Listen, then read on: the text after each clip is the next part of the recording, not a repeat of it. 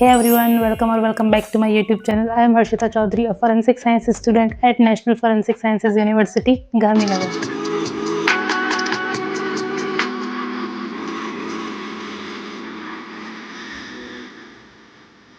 In my last video, there were so many comments and students were asking about the placements, job scenario क्या है, scopes क्या है forensic science में. So in this video, I will be clearing all your doubts regarding the future scope of forensic science. And इस video में एक complete reality check दिया जाएगा कि jobs है या नहीं, अगर है तो कौन से फील्ड में है, क्या आपको वापस से एग्जाम्स देने पड़ेंगे and recruitment कैसे होता है. I am going to provide you all this detail in this video. So let's get started. तो सबसे पहले बात आती है अगर हमें रिसर्च फील्ड में जाना है. So after completing your BSc MSc in forensic science you can pursue PhD. Yes, अब एनएफएसयू के अंदर भी काफ़ी सारे पीएचडी प्रोग्राम्स अवेलेबल है, लेकिन उससे पहले आपको एक एग्ज़ाम क्रैक करना पड़ेगा for getting admission in PhD, that is net GRF. तो नेट जीआरएफ क्लियर करने के बाद ही आप पीएचडी परस्यू कर सकते हैं. And yes, you get salary while pursuing your PhD. So NFSU में जितना मैंने अपने सीनियर से पूछा है तो 40,000 के अराउंड उनको सैलरी मिलती है पर month while pursuing the research and PhD. अब इसी से रिलेटेड आता है if you want to be a professor और assistant professor at the university, तो एनएफएसयू खुद भी बहुत सारे अपॉर्चुनिटीज़ प्रोवाइड करता है for such recruitments. Now again, अगर आपको असिस्टेंट प्रोफेसर या फिर आपको प्रोफेसर की जॉब प्रोफाइल पर जाना है तो उसके लिए आपको यूजीसी नेट क्लियर करना पड़ेगा. That's a mandatory step. उसकी प्रिपरेशन आप बीएससी एमएससी के साथ ही कर सकते हैं. And then once you get your MSc degree in your final semester of MSc you can give your UGC NET exam. जैसे ही आपको यूजीसी नेट एग्जाम क्लियर होता है तो आप असिस्टेंट प्रोफेसर एंड प्रोफेसर के लिए एलिजिबल हो जाते हैं. And let me tell you कि काफ़ी अच्छी सैलरी होती है प्रोफेसर्स एंड असिस्टेंट प्रोफेसर्स की. Here you can also see a notice release by NFSU जिसके अंदर वो प्रोफेसर एंड असिस्टेंट प्रोफेसर को रिक्रू कर रहे हैं. तो काफ़ी अच्छी सैलरी होती है इसकी, almost 1 to 2 lakhs per month salary होती है. और इसमें भी आपके पोस्ट एंड सैलरी के अकॉर्डिंग एलिजिबिलिटी क्राइटेरिया होते हैं जो आपको फुलफिल करने ही पड़ेंगे.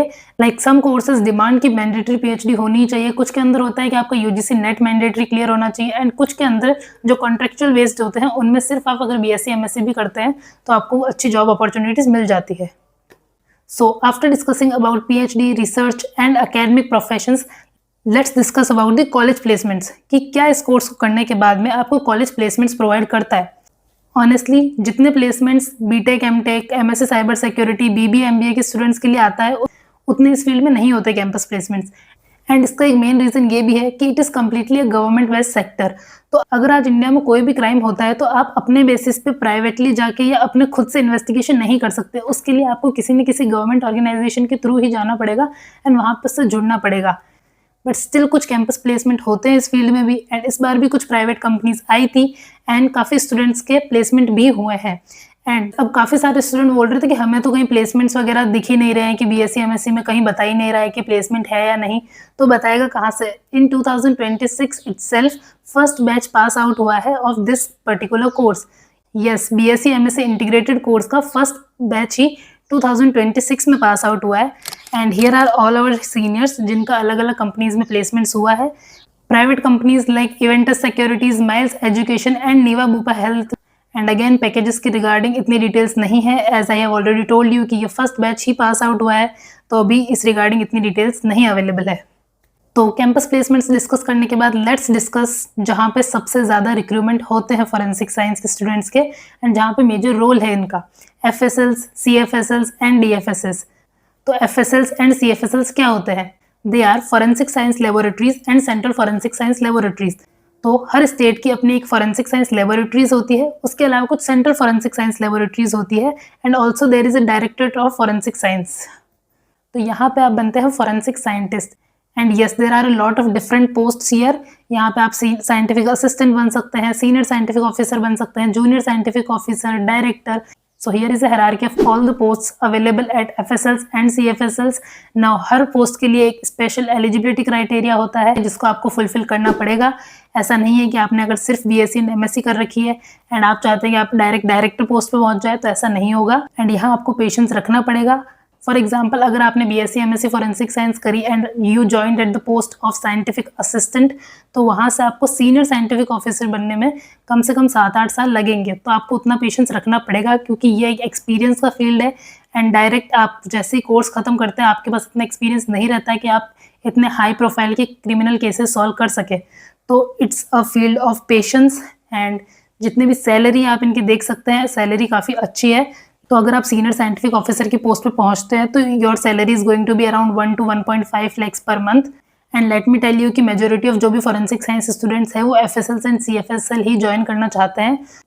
तो सबसे पहले तो आता है कि आप अपनी पोस्ट ग्रेजुएशन के बाद इन कोर्सेज के लिए अप्लाई कैसे करेंगे। तो उसके लिए NFSU का एग्जाम कंडक्ट करवाता है, फैक्ट का एग्जाम एंड फैक्ट प्लस का एग्जाम। फैक्ट प्लस का एग्जाम देने के लिए PhD मैंडेटरी है, बट फैक्ट का एग्जाम आप जस्ट आफ्टर योर MSc दे सकते हैं। आप अपने MSc के फाइनल सेमेस्टर के अंदर भी फैक्ट का एग्जाम दे सकते हैं। ये एग्जाम FSLs एंड CFSLs में रिक्रूटमेंट के लिए होता है एंड बाकी भी जो लॉ एनफोर्समेंट एजेंसीज है जिसमें फॉरेंसिक का रोल है उस वहाँ पे आप इसके थ्रू अप्लाई कर सकते हैं। Now fact and fact plus के अलावा भी कुछ FSLs डायरेक्ट अपने रिक्रूटमेंट निकालती है जिसके अंदर इंटरव्यू बेस्ड हो सकता है, नॉर्मल एग्जाम बेस्ड भी हो सकता है। और कुछ FSLs आपको इंटर्नशिप के बाद भी परमानेंट जॉब अपॉर्चुनिटीज प्रोवाइड करती है। यस, ऐसा हो सकता है कि आप कंटिन्यू 3-4 साल एक ही FSL के अंदर इंटर्नशिप कर रहे हैं एंड उनको आपकी स्किल्स नजर आ रही है तो आपको डायरेक्ट जॉब अपॉर्चुनिटी भी प्रोवाइड करते हैं।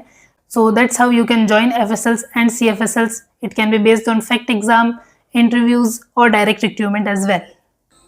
Before moving further, let me tell you that I did a lot of research and hard work to gather all this information and data for you guys. So make sure you like this video and share it with your friends. After CFSLs and FSLs, अब बात करते हैं हम NIA and CBI के बारे में कि हम NIA and CBI कैसे ज्वाइन कर सकते हैं। What is NIA and CBI? NIA stands for National Investigation Agency and CBI stands for Central Bureau of Investigation. तो आप ये दोनों गवर्नमेंट एजेंसीज भी ज्वाइन कर सकते हैं। इसके लिए अलग से एलिजिबिलिटी क्राइटेरिया है कि फर्स्ट तो आपको जो ट्रेडिशनल मेथड है कि अगर आपको सब इंस्पेक्टर या इंस्पेक्टर पोस्ट पे जाना है तो आपको SSC CGL का एग्जाम क्रैक करना पड़ेगा एंड देन उसके थ्रू आप दोनों पोस्ट पे ज्वाइन कर सकते हैं।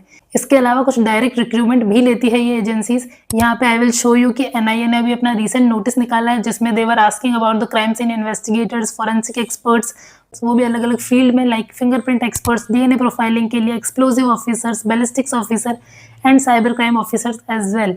तो यहाँ पे आपको दिख जाएगा कि NIA ने अपना नोटिस निकाला है जिसमें वो डायरेक्ट रिक्रूटमेंट ले रहे हैं। अब this direct recruitment can be based on interview और उनके खुद के कुछ एलिजिबिलिटी क्राइटेरिया होंगे वो आपको फुलफिल करने पड़ेंगे, then only you can join these forces.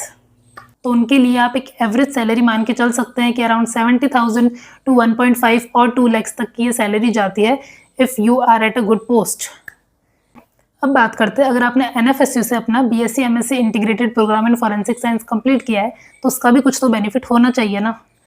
तो NFSU अपने खुद के रिक्रूटमेंट्स कराता है for scientific officers. Yes, NFSU के अंदर बहुत सारे अलग अलग सेंटर ऑफ एक्सीलेंस है एंड यहाँ के हर डिपार्टमेंट में काफ़ी सारी साइंटिफिक पोस्ट अवेलेबल है।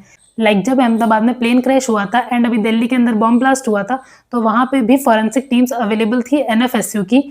तो आप भी इन साइंटिफिक ऑफिसर्स की पोस्ट पे जा सकते हैं। NFSU की यहाँ मैं आपको नोटिस दिखा दूंगी कि इन्होंने भी अपने साइंटिफिक पोस्ट निकाले हुए हैं एंड आप डायरेक्ट यहाँ पे ज्वाइन कर सकते हैं। इसके लिए आपको उनके एलिजिबिलिटी क्राइटेरिया फॉलो करने पड़ेंगे। सम डिमांड की आपकी PhD की होनी चाहिए, अदर्स डिमांड की आपकी BSc MSc करी होनी चाहिए कुछ एक्सपीरियंस के साथ एंड उस बेसिस पे ही आपको पोस्ट मिलेगी एंड आपको सैलरी मिलेगी। And let me tell you कि NFSU में जो साइंटिफिक ऑफिसर्स है उनकी सैलरी भी काफ़ी अच्छी होती है, अराउंड 1 to 2 lakhs इनकी सैलरी होती है। एंड यस, आपको एलिजिबिलिटी क्राइटेरिया फॉलो करने पड़ेंगे। अगर इंटरव्यूज होते तो आपको क्लियर करने पड़ेंगे। डायरेक्ट ऐसा नहीं होगा कि 5 साल बाद आपके एक हाथ के अंदर डिग्री होगी एंड दूसरे के अंदर जॉब लेटर, तो ऐसा कुछ नहीं होने वाला। आपको जो बाकी नॉर्म्स है, एलिजिबिलिटी क्राइटेरिया, अपनी स्किल डेवलप करना है वो सब तो करना ही पड़ेगा एंड पेशेंस रखना पड़ेगा।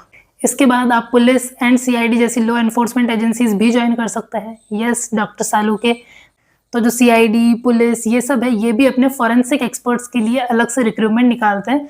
तो वहाँ पे आपको देखना पड़ेगा कि कब जॉब रिक्रूटमेंट्स वो रिलीज कर रहे हैं अपने, उस अकॉर्डिंग आपको उनके एलिजिबिलिटी क्राइटेरिया, एग्जाम्स एंड जो इंटरव्यूज है वो क्लियर करने पड़ेंगे। उसके बाद ही आप CID वगैरह ज्वाइन कर सकते हैं।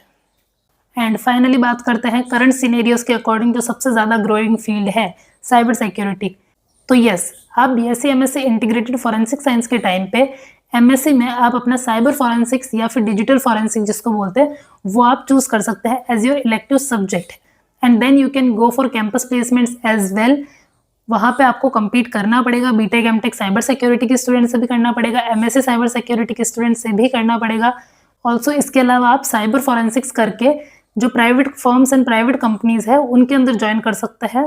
And nowadays that AI and cyber crimes are rapidly increasing, तो इस फील्ड की काफ़ी ज़्यादा डिमांड है, तो आप साइबर फॉरेंसिक्स अपना इलेक्टिव चूज करके इस फील्ड में भी जा सकते हैं। साइबर फॉरेंसिक्स के अंदर आपको साइंटिफिक ऑफिसर एंड जो NIA, CBI and all other agencies जो भी मैंने मेंशन की, वहाँ पे भी साइबर एक्सपर्ट्स की डिमांड होती है, तो आप इस फील्ड में भी जा सकते हैं।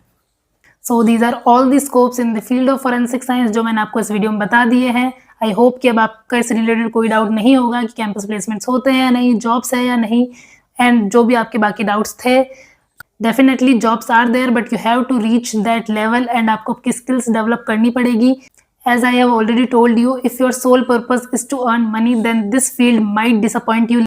तो इसीलिए सोच समझ के ही आप इस फील्ड को चूज करें। And still if you think that forensic science is a dead field, then that's probably every field in India right now. So that's it about this video. I hope कि मैंने आपके सारे doubts clear कर दिए हो, but still if you have any query or doubt related to forensic science, NFSU, CUET admissions, then you can ask me in the comment section. I will try to reply all of you. Thanks for watching. Make sure to like, share and subscribe. Bye.